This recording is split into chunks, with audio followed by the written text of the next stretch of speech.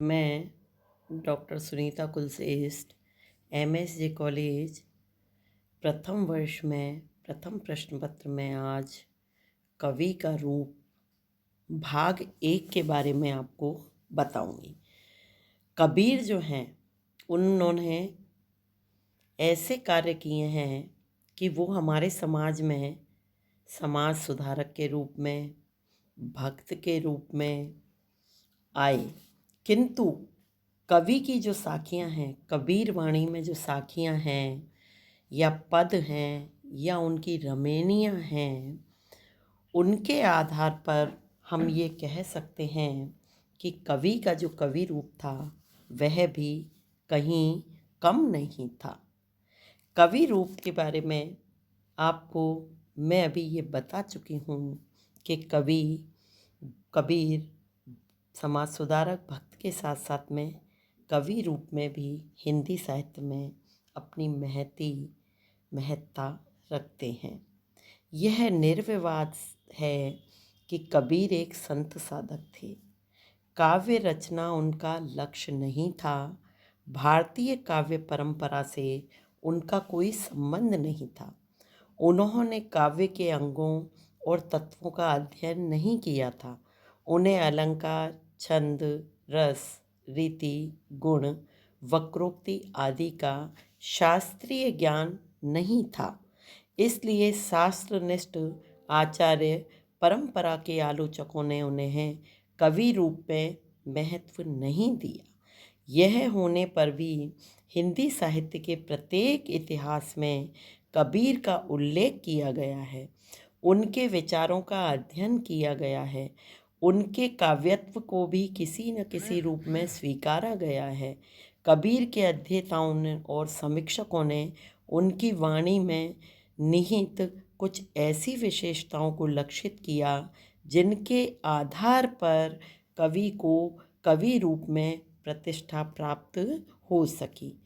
हिंदी साहित्य में मर्मी आलोचक आचार्य रामचंद्र शुक्ल ने कबीर के संबंध में लिखा है, यद्यपि वे पढ़े लिखे न थे पर उनकी प्रतिभा बड़ी प्रखर थी, जिसमें उनके मुख से बड़ी चुटीली और व्यंग चमत्कारपूर्ण बातें निकलती थीं। इनकी उक्तियों में विरोध और असंभव का चमत्कार लोगों को बहुत आकर्षित करता था। और उसके बाद डॉक्टर पीताम्बर दत्त बड़त्ववाल का भी मत कुछ इसी प्रकार का है। कबीर भी सदा काव्य के ऊंचे स्तर तक नहीं पहुंच पाए हैं। उनके पदों में केवल कुछ ही ऐसे हैं जो अच्छी कविता के अंतर्गत आ सकते हैं और जिनमें प्रदर्शित चित्र भी सुंदर है। उसमें साधारण जन सुलभ प्रतियों के प्रयोग और वह जनजीवन को स्पर्श करता है। उपयुक्त विद्वानों और अध्येताओं और आलोचकों द्वारा प्रस्तुत विशेषताओं का विश्लेषण करने से कबीर के कवि रूप को प्रमाणित करने वाले कुछ विशेषताएं हैं। जैसे कबीर की प्रतिभा बड़ी प्रखर थी। कबीर की उक्तियाँ चुटीली और व्यंग्यपूर्ण चमत्कारपूर्ण हैं। कबीर की वाणी अनुभूत सत्य को प्रकाशित करती है। कबीर की वाणी में संदेश की महत्ता है। कबीर की वाणी में उनका सर्वजयी व्यक्तित्व छाया हुआ है। कबीर की वाणी में स्वानुभूति की यथार्थ अभिव्यक्ति हुई है जो जनजीवन को स्पर्श करती है। ये कुछ विशेषताएं ऐसी हैं जो काव्य के स्वरूप का निर्धारण चाहे जिस आधार पर किया जाए, ये अवश्य है कि कवि के रूप में भी हमारे समक्ष है। दूसरा बिंदु, प्रतिभा। संस्कृत के समस्त प्राचीन आचार्यों ने प्रतिभा को काव्य का प्रधान हेतु माना है। यदि प्रतिभा है तो काव्य की स्फूर्ति होगी। अभ्यास और व्युत्पत्ति तो बाद की चीज़ें हैं। प्रतिभा जन्मजात होती है, ईश्वर प्रदत्त होती है, पूर्व जन्म के संस्कारों की देन होती है। यह नए नए अर्थों का उन्मिलन करती है। कबीर में प्रतिभा की स्थिति उनके विरोधियों तक ने स्वीकार की है। प्रतिभा के बल पर ही कबीर ने सहस्रों वर्षों की सामाजिक रूढ़ियों को चुनौती दी है, सड़ी गली मान्यताओं का विरोध किया है, पाखंड और ढोंग को फटकारा है। स्वातंत्र्य की अनुभूति प्रतिभा की सबसे बड़ी पहचान है। स्वतंत्रता बंधनों से छुटकारा मात्र नहीं है, वरन वह एक धनात्मक अनुभूति है जो हमारी सत्ता को शुद्ध आनंद में मग्न कर देती है। इस स्तर पर कबीर अपराजय हैं। अगला, अनुभूति। अनुभूति काव्य का प्राण तत्व है। अनुभूतिहीन कविता निष्प्राण होती है। कबीर ने अनुभूति को ही सर्वाधिक महत्व दिया है। उन्होंने कहा है कि वही अक्षर, वही वाणी लोग तरह तरह से कहते हैं, किंतु जब कोई मर्मी उसमें अनुभूति का लावण्य मिला देता है तो वो अमृतमय रसायन बन जाती है।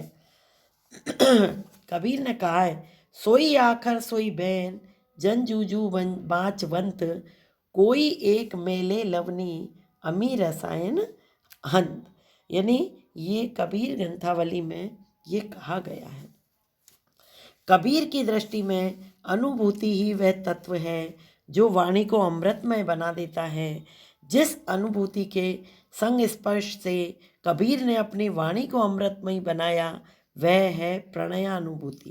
प्रणय प्रकृति और पुरुष की शाश्वत प्रणय लीला को अपने अंत में अनुभव करना प्रत्येक भक्त और रहस्य साधक का लक्ष्य है। प्रत्येक भक्त साधक अनंततः परम प्रियतम से मिलकर एकाकार हो जाना चाहता है। प्रिय को साथ एकाकार हो जाना चाहता है। आपको आ रहा होगा समझ में। परम प्रियतम ही कबीर का साईं, बाल्या, हरि, पीव, भरतार, राम, कंत और सहज हैं। परम प्रियतम के प्रति उत्कट अनुराग कबीर को सारे संसार से विरक्त कर देता है। वे एकनिष्ठ होकर अपने प्रिय के ध्यान में मग्न हो जाते हैं। उनका मन प्रिय से मिलने के लिए तड़पने लगता है। वे प्रियतम का भेजा एक शब्द का संदेश सुनने के लिए आकुल हो जाते हैं। कबीर ग्रंथावली में उन्होंने जो साखी लिखी है उसमें कुछ इसी प्रकार के भाव हैं। बिरहनी ऊभी पंथ सिरी, पंथी पूजे आय, एक शब्द कही पीव का, कब्र मिलावेंगे आय। यानी कबीर ने क्या कहा है कि यहाँ व्यग्रता से उनकी जीवात्मा रूपी प्रियतमा वो अपने प्रियतम का इंतजार कर रही है। अगला बिंदु है व्यक्तित्व व्यंजना। मध्यकाल के पूरे भक्ति साहित्य में कबीर ही एक ऐसे भक्त कवि हैं जिनका व्यक्तित्व उनकी वाणी में छाया हुआ है। गुरु के चरणों में प्रणत कबीर आराध्य के प्रति दास्य, साख्य, वात्सल्य और माधुर्य भाव की व्यंजना करने वाले भक्त और रहस्य साधक कबीर सारे भेद प्रभेदों से ऊपर उठकर समरस भाव में लीन कबीर अखंड आत्मविश्वास के साथ पंडित और शेख पर चोट करने वाले व्यंग्यकार कबीर अवधूत योगी की शक्ति और दुर्बलता दोनों से परिचित उसके समर्थ और सतर्क आलोचक कबीर साधारण हिंदू ग्रस्त के अंधविश्वासों पर निर्मम प्रहार करने वाला मस्त मौला कबीर और कथनी करने की एकता, निष्कामता, संतोष, निग्रह, प्रेम, अहिंसा, उपदेश देने वाले एक सुधारक कबीर तथा अनुभव के सत्य को पाथे बनाकर जीवन पथ पर आगे बढ़ते हुए किसी से समझौता न करने वाले अक्खड़ कबीर के दर्शन हमें उनकी वाणियों में एक साथ होते हैं। कबीर का व्यक्तित्व कितना आकर्षक, महिमामय और प्रभावशाली है, इसे प्रमाणित करने के लिए हम कबीर के मर्मस्पर्शी जो आचार्य हैं हजारी प्रसाद द्विवेदी, उन्होंने उनके बारे में, कबीर के बारे में, उनके व्यक्तित्व से अभिभूत होकर कहा है, हिंदी साहित्य के 1000 वर्षों के इतिहास में कबीर जैसा व्यक्तित्व लेकर कोई लेखक उत्पन्न नहीं हुआ है। महिमा में ये व्यक्तित्व केवल एक ही प्रतिद्वंदी जनता है, तुलसीदास। परंतु तुलसीदास और कबीर के व्यक्तित्व में बड़ा अंतर है। यद्यपि दोनों ही भक्त थे, परंतु दोनों का स्वभाव, संस्कार और दृष्टिकोण में एकदम भिन्नता है। मस्ती, फकड़ाना स्वभाव, सब कुछ को झाड़ फटकार कर चल देने वाले तेज ने कबीर को हिंदी साहित्य में अद्वितीय स्थान बना दिया है। यह सत्य है कि कबीर ने कविता करने के लिए कविता नहीं की है। वे कवि को साधारण जीव समझते थे। उनकी स्पष्ट मान्यता थी कि कवि लोग कविता पढ़ पढ़ कर मर जाते हैं, किंतु कबीर संसार की वास्तविकता को नहीं समझ पाते हैं। तो ये हमने देखा इनका कवि व्यक्तित्व की अभिव्यंजना। अब अगले वीडियो में मैं आपको इनकी अन्य कवि रूप की विशेषताएं बताऊंगी।